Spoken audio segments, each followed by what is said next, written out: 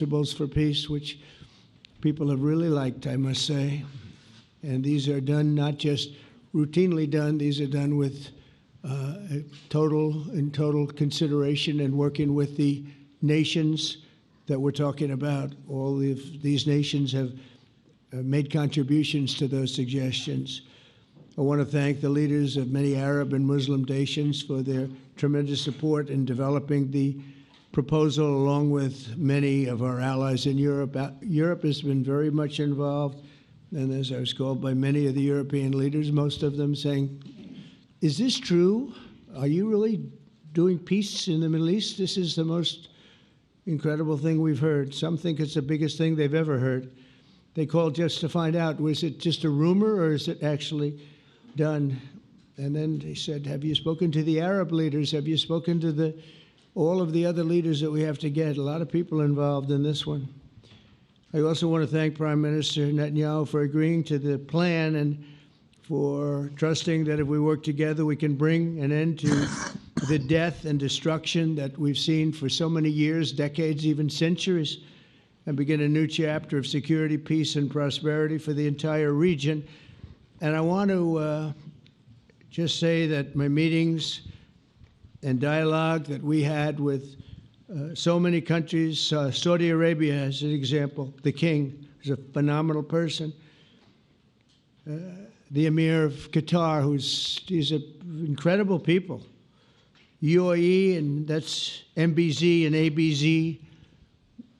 We're totally involved. These are the people that we've been dealing with and who've been actually very much involved in this negotiation, giving us ideas, things they can live with, things they can't live with.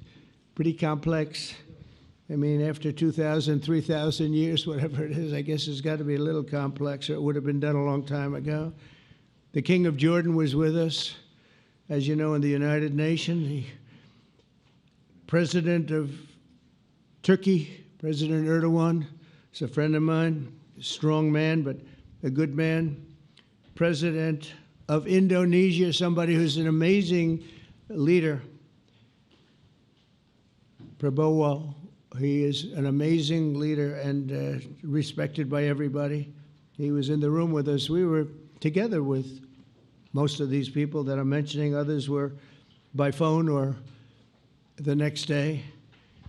The Prime Minister and the Field Marshal of Pakistan, they were with us right from the beginning. Incredible. In fact, they just put out a statement that they fully believe in this pact. It just came out just as I was walking around. They said, sir, you have a big notice from the Prime Minister of Pakistan and from the Field Marshal that they back this 100%. President El-Sisi of Egypt, who's terrific. And these are people I've gotten to know over the years. I mean, I would say it started around 2015 and then went into 2016 when the presidency officially began. But I've known him actually for a long time, and there are many cases really great men. I can't say in all cases, but I will tell you in many cases they're great men and some great women too. They tend to be mostly men, however, I will say that. But if accepted by Hamas, this proposal calls for the release of all remaining hostages immediately, but in no case more than 72 hours.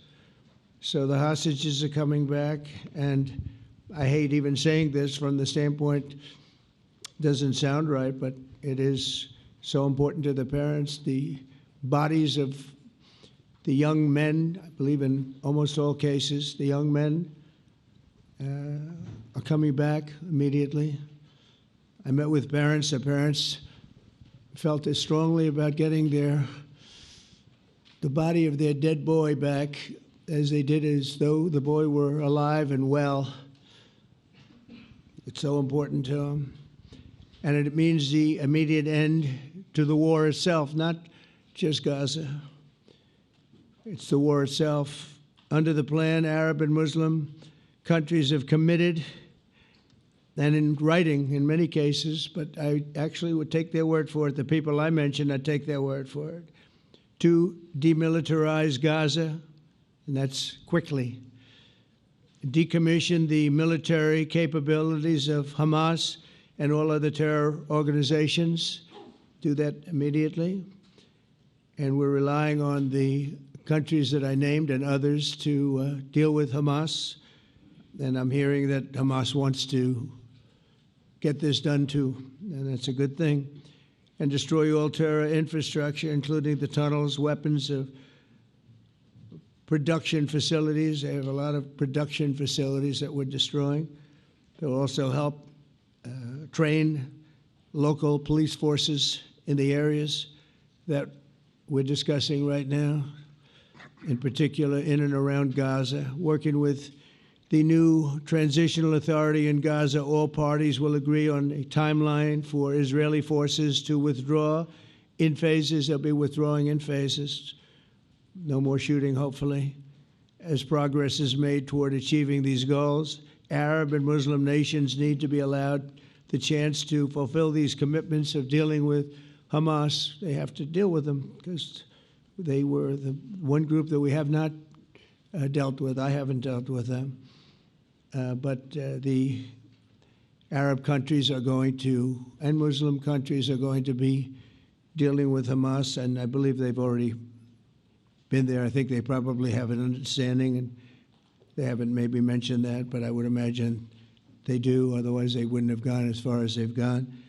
If they're unable to do so, then Israel would have the absolute right and actually our full backing, the U.S. full backing. Marco's here, and a lot of our leaders are here, our great Vice President, Susie Wiles, Steve Witkoff, Jared Kushner.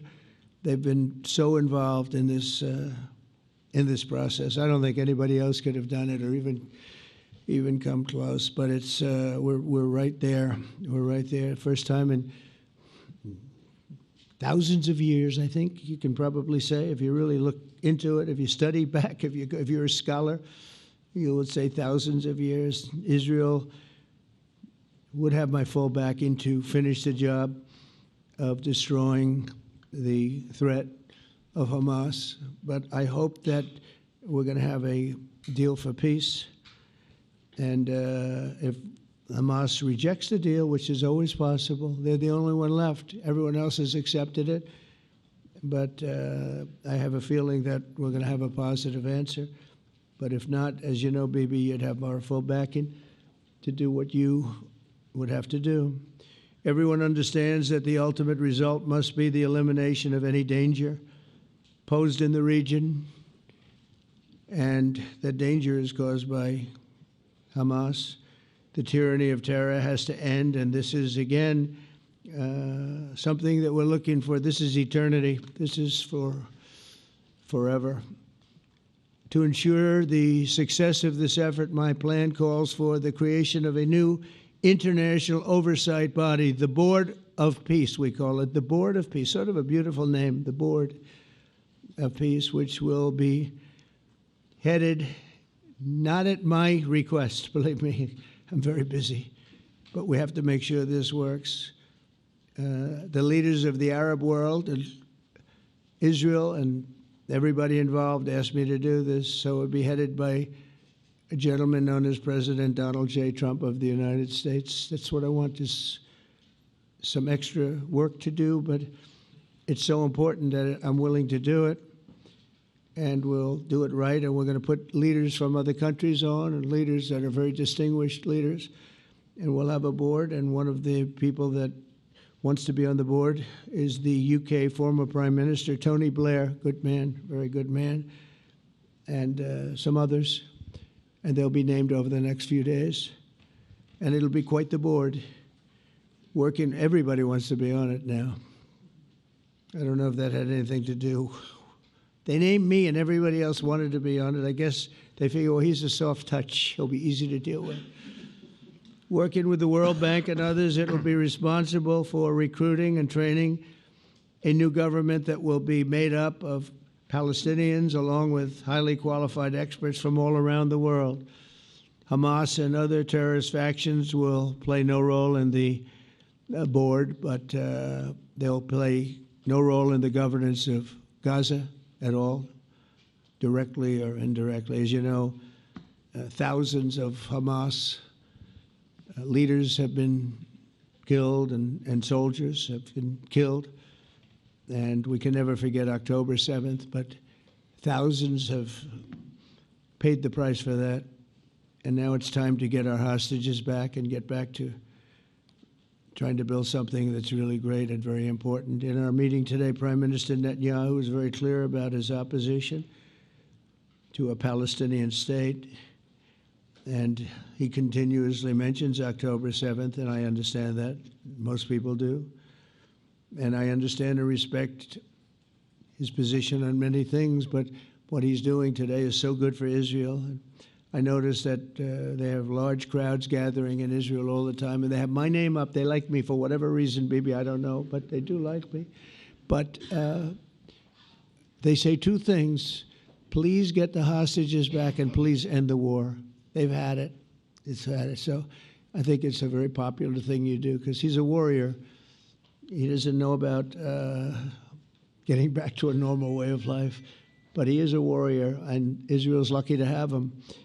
But now the people want to get back to peace. They want to get back to normalization in a true sense. Several countries have foolishly recognized the Palestinian state. As you know, some of our European friends, allies, good people, but they're really, I think, doing that because they're very tired of what's going on for so many decades. They've been presidents and prime ministers for years, and during this time, having to do with the Middle East, all they're doing is talking about the same thing over and over. They want to see it get back.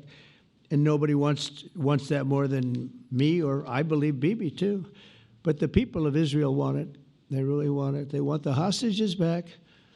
That includes the probably 32 bodies that we're talking about, 20 people that are living, 32 or so people that are dead, and they want to have peace.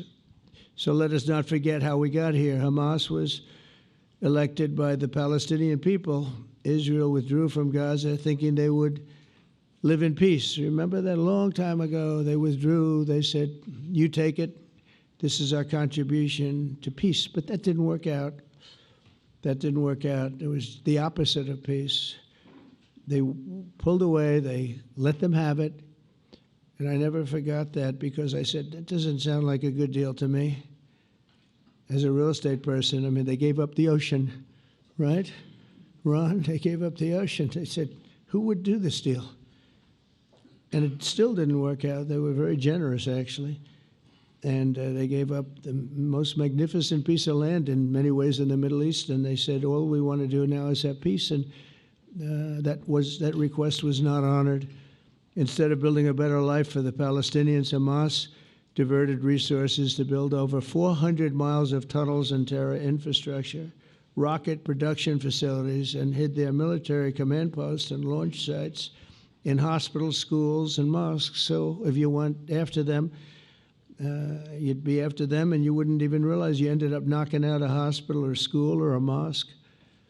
That terrible thing, terrible, terrible way to have to fight. No fight is good, but that's a real bad one. So there are many Palestinians who wish to live in peace. Many, many, many. I've seen so many of them. And they have support. And I challenge the Palestinians to take responsibility for their destiny, because that's what we're giving them. We're giving them responsibility for their destiny, fully condemn and prohibit terrorism and earn their way to a brighter future. They don't want the life that they've had. They've had a rough life with Hamas. If the Palestinian Authority does not complete the reforms that I laid out in my vision for peace in 2020, they'll have only themselves to blame. We're giving them an amazing footprint, and they have amazing support from the leaders of the Arab world and the Muslim world, the great leaders. These are great leaders. These are unbelievable leaders that have built great countries and very wealthy countries. What the future holds for the Palestinians, no one really knows, but the plan that we put forward today is focused on ending the war immediately, getting all of our hostages back, getting everything back. Hard to believe when you even say it, and creating conditions for durable Israeli security and Palestinian success. Israeli security is going to be involved. We're going to help you. We'll be there with you in terms of helping with security. We want to make sure it works. We just want to make sure it works. There shouldn't be a shot fired. Now, there will be, I guess, because that's the way it seems to be, but there shouldn't have to be within a few days. There shouldn't have to be a shot fired. Maybe for eternity. Wouldn't that be nice? I hope it's true. I can tell you the leadership of that region feels that there's a good chance of it being true.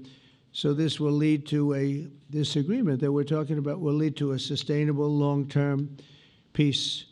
No president in history has been a greater friend of the state of Israel than I have, in addition to negotiating the Abraham Accords. I like to say it that way because the real people, that's what they call Abraham. I would say Abraham, but it's so much nicer when you say Abraham. So much more elegant. But the Abraham Accords are amazing. Jared, you did that along with your group of geniuses, and nobody thought that could be done. We have 4 countries, and Sleepy Joe Biden didn't do a thing. He didn't even know what the hell they were. He should have had them fold up. But I think this will also lead to packing them. And who knows, maybe even Iran can get in there. I hope, we hope we're going to be able to get along with Iran. I think they're going to be open to it. I really believe that. But they could be a member. I long ago said, I'll bet you at some point Iran will be a member of the Accords. And little did I realize it was going to take this turn. That was some turn we did with the B-2s. But I think they might very well be there because it's a great thing for them economically. I recognize the eternal capital of Israel. I opened the American embassy in Jerusalem. That was something that everyone said would never be done, could never be done.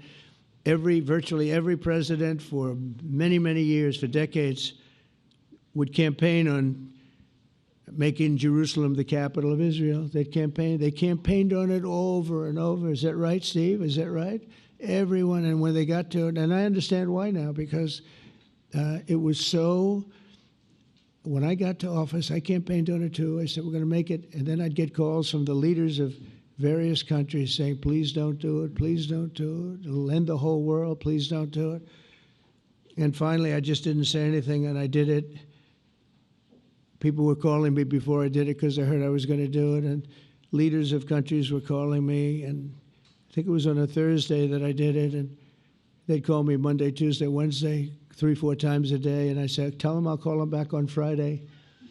And I announced it on Thursday, and I called them back, the biggest people in the world, and they said, you've done it. I said, done what? You've made the capital of Israel, Jerusalem, and we wanted to talk yet. I wish you called me a little sooner. Maybe I could have done something about it. So that was a lot easier than getting into an argument because I knew what they were calling about. And you know what? It turned out to be amazing. Everybody thought it was going to lead to the end of the world, right? The end of the world, Ron, that's what they said. It didn't lead to anything. It just led to something that I promised and something that was very, very popular for Jewish people and a lot of other people, too.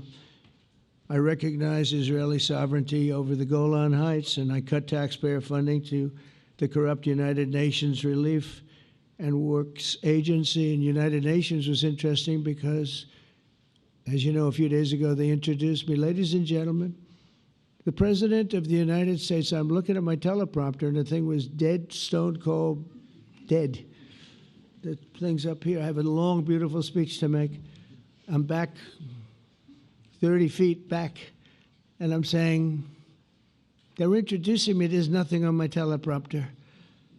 So, but I made a speech. I actually got good marks. You think Biden could have done that? I don't think so.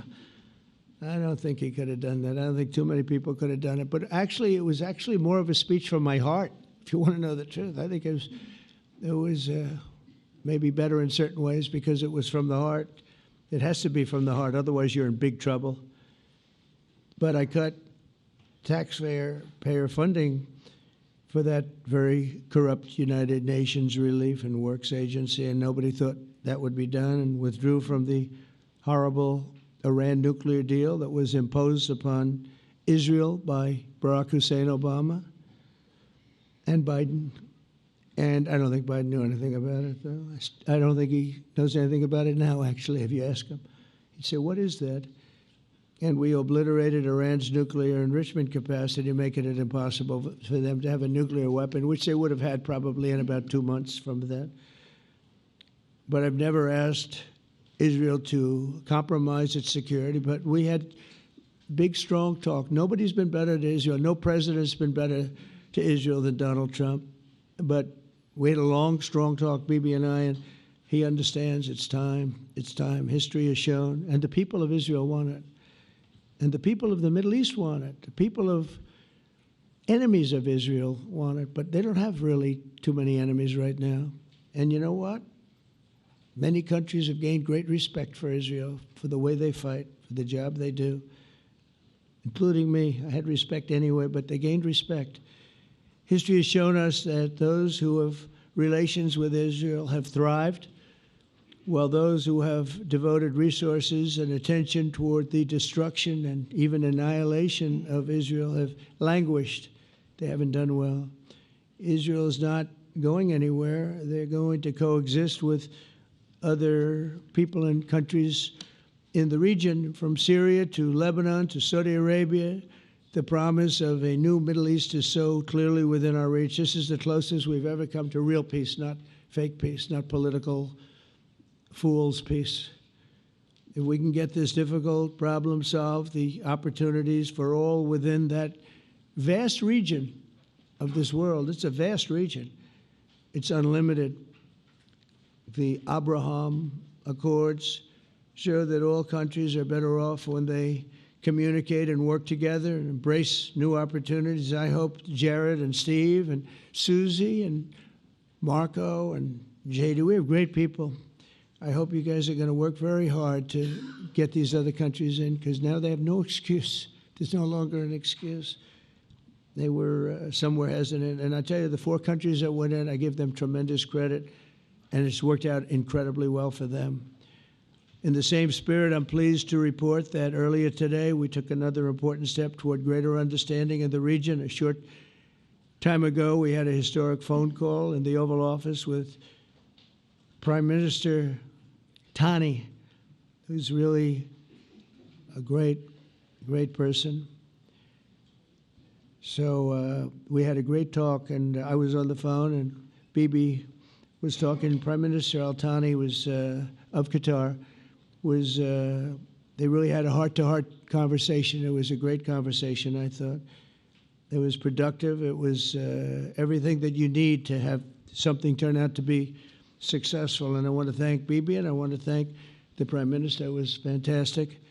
We agreed to launch a formal trilateral mechanism between Israel, Qatar, and the United States to begin a dialogue to enhance mutual security, correct misperceptions, and avoid future misgivings. And I want to thank Qatar, its leadership, and the Emir.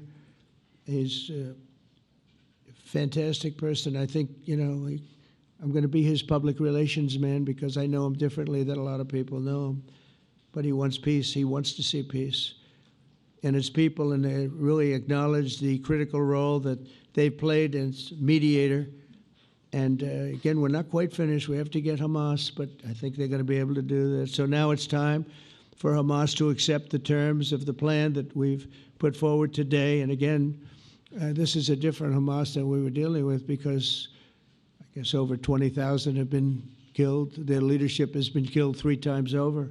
So you're really dealing with different people than we've been dealing with over the last 4 years, 5 years. Everyone has done their part and come to the table in good faith. Our Arab and Muslim partners are fully prepared to step up and fulfill their commitments for the benefit of the people of Gaza and the entire region. They're willing to step up and do a lot. They really are. There are a lot of good people involved. Everybody who wants to see an end to the violence and destruction should be united in calling for Hamas to accept the extremely fair proposal, so that we can end the war and get us back our hostages right now and have everlasting peace. And I look forward to having relationships with everyone. As the chairman of the board, I'll be involved, and we'll have meetings with some very smart people that'll be working over there to make sure that we haven't just been wasting time with an agreement that doesn't get done. The task of building peace will not be easy. There are some of the hardest problems in the world to solve, and that's why it's been going on for so many centuries. But too many lives are at stake not to try, and this is more than a try. I mean, I think this is something that gets done when you have virtually every country, and these are powerful, powerful countries that have a lot of money, and the money can make things happen. A lot of countries try, and they don't have any money. These are very rich countries that can make things happen. So together we'll forge a much safer and more hopeful future for everybody, including Israel.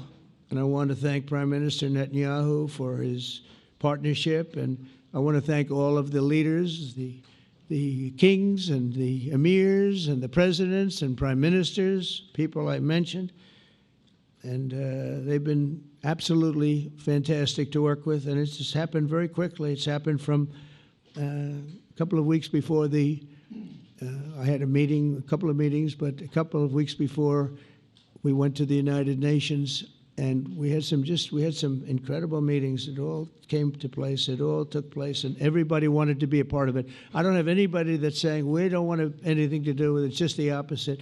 And I'll tell you, a couple of years ago, a year ago, I don't think we would have had this kind of participation, Mr. VP, right? I don't think we would have had. It's been amazing. The participation was 100%. Everybody wants to be a part of it. And everybody, those very strong countries, everybody wants it to work. So, Bibi, congratulations on this. I think this will be your crowning achievement, frankly. If this all works out, we think it will. It's going to be your crowning achievement, and I want to thank you very much for being here. Thank you, please. Thank you. Thank you. Mr. President, first I want to thank you for graciously hosting me once again in the White House. And second, I want to thank you for your friendship and for your leadership. From Jerusalem to Tehran, from the Golan Heights to Gaza, you've proven time and again what I've said many times. You are the greatest friend that Israel has ever had in the White House. And Mr. President, you and I both know it's not even close. While you focus at home on making America great again, your leadership abroad is changing the world for the better, ending wars and advancing peace.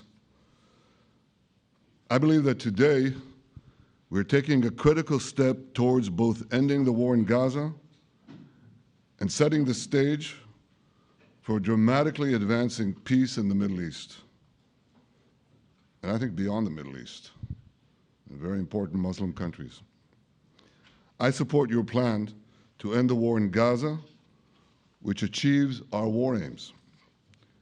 It will bring back to Israel all our hostages, dismantle Hamas's military capabilities, end its political rule, and ensure that Gaza never again poses a threat to Israel. We would not have achieved this turning point without the courage and sacrifice of our incredibly brave soldiers. They fight like lions to defend the people of Israel, and they serve on the front line in the war between civilization and barbarism. Mr. President, when our two countries stand shoulder to shoulder, we achieve the impossible.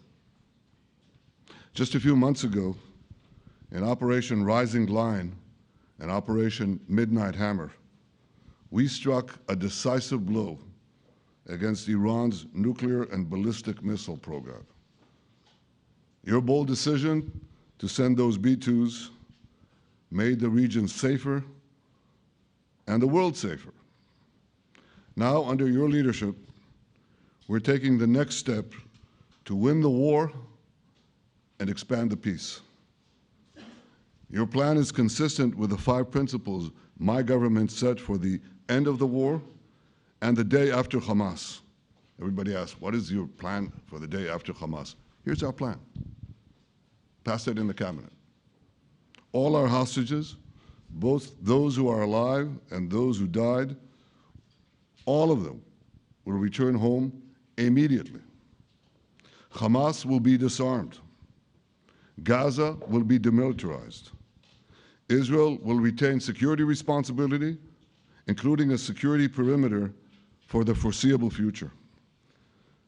And lastly, Gaza will have a peaceful civilian administration that is run neither by Hamas nor by the Palestinian Authority. If Hamas agrees to your plan, Mr. President, the first step will be a modest withdrawal, followed by the release of all our hostages within 72 hours. The next step will be the establishment of an international body charged with fully disarming Hamas and demilitarizing Gaza. I appreciate your willingness to lead the body, Mr. President. I really appreciate it because you have a lot of things to do, and this is important. And it reflects the confidence that this will give everyone, that things will be followed up on all the commitments made. The fact that you're taking this on, I think, helps a lot to make sure that everything flows in the direction that we want. Now, if this international body succeeds, we will have permanently ended the war. Israel will conduct further withdrawals linked to the extent of disarmament and demilitarization, but will remain in the security perimeter for the foreseeable future. I think we should understand that we're giving everybody a chance to have this done peacefully, something that will achieve all our war objectives without any further bloodshed. But if Hamas rejects your plan, Mr. President, or if they supposedly accept it and then basically do everything to counter it, then Israel will finish the job by itself. This can be done the easy way, or it can be done the hard way, but it will be done. We prefer the easy way, but it has to be done. All these goals must be achieved because we didn't fight this horrible fight, sacrifice the finest of our young men to have Hamas stay in Gaza and threaten us again and again and again with these horrific massacres. Mr. President, I was encouraged by your clear statement at the UN against the recognition of a Palestinian state. That would be an outcome that, after October 7th, would reward terrorists, undermine security, and endanger Israel's very existence. As for the Palestinian Authority, I appreciate your firm position that the PA could have no role whatsoever in Gaza without undergoing a radical and genuine transformation. In your 2020 peace plan, which you mentioned just now, you made clear what that transformation requires. It's not lip service. It's not checking a box. It's a fundamental, genuine, and enduring transformation. And that means ending pay to slay, changing the poisonous textbooks that teach hatred to Jews, to Palestinian children, stopping incitement in the media, ending lawfare against Israel at the ICC, the ICJ, recognizing the Jewish state, and many, many other reforms. It won't come as a surprise to you that the vast majority of Israelis have no faith that the PA Leopard will change its spots. But rather than wait for this miraculous transformation, your plan provides a practical and realistic path forward for Gaza in the coming years, in which Gaza will be administered neither by Hamas nor the Palestinian Authority, but by those committed to a genuine peace with Israel. I think this can be not only a new beginning for Gaza, I think it can be a new beginning for the entire region. Under your leadership, we can re-energize, well, I've got to contribute my own, we can re-energize the Abraham Accords. That's what it's called in the original Hebrew, Abraham. Abraham is fine, Abraham, however you want to call it. Under your leadership, Mr. President, we can re-energize the Abraham Accords that we forged 5 years ago. We can expand them to many more Arab and Muslim nations that choose moderation over extremism. I think there's an opportunity here. It's not going to be easy. It's tough going, but I think if we succeed, you're absolutely right. We're going to open possibilities that nobody even dreamed of. But I think we dream of them. As you've told me, Mr. President, and you've told the world many, many times, you said, remember October 7th. Remember October 7th. And we do. We will never forget the horrors of October 7th, and we will do whatever is necessary to make sure they don't happen again. Since October 7th, Israel's enemies have learned a hard truth. Those who attack us pay a heavy price, but those who partner with us advance progress and security for their peoples. President Trump just said it. It's also in the Bible. It says, those who will bless you will be blessed, and those who will curse you will be cursed. And that's actually what is happening. We want the blessings. I think we've done a lot in the past 2 years to end the curse. We're not finished, but we've done a lot. And we've done a lot together to end the curse. I want to thank your entire team for their efforts to get to this point. I especially want to thank Steve Witkoff and Jared Kushner for their indefatigable work to bring Israel and Arab states in the region closer together. I am deeply grateful to both of them for their work. We had a phone call today just to make it clear. I said to the Prime Minister of Qatar, Israel was targeting terrorists, wasn't targeting Qatar. And of course, we regretted the loss of the Qatari citizen, wasn't our target. And I very much appreciate President Trump's proposal to have a trilateral body, the United States, Israel, and Qatar, to work out respective grievances. There are quite a few. But if we could try to mitigate them or put it on a different footing, I think that'll be good for everyone. Above all the people, the fine team, and many helpers who've done this, I want to thank you, Mr. President. History has already shown that under your leadership, Israel and America can change the face of the Middle East. And today I'm hopeful that your plan to end the war in Gaza will do so again and do so soon. It will free our hostages, end Hamas's tyranny in Gaza, and enable a more secure and prosperous future for the peoples of our region. Thank you, Mr. President. May God bless America. May God bless Israel. May God bless the indispensable alliance between our countries. And may I add in Hebrew, G'mal Chatima Tova, may we all be inscribed in the book of life. Thank you. Thank you very much, Bibi.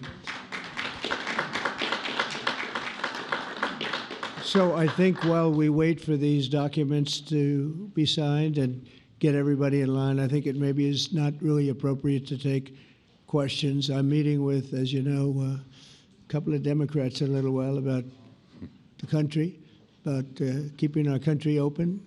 They're going to have to do some things because their ideas are not very good ones. They're very bad for our country. So we'll see how that works out. But this is something that was really historic today. This was something that was amazing. I think, Bibi, I mean, depending on you, I think while we're waiting for signatures and waiting for approvals from a lot of different countries that are involved in this, we probably shouldn't take questions? Or would you like to take a question or two from perhaps a friendly Israeli reporter, if there's such a thing? That's a very, very tough proposition. But I would think, Mr. President, that I would go by your instinct that this is, we'll have enough time for questions. Let's settle the issue first, I think. No. Thank you very much, everybody. Thank you.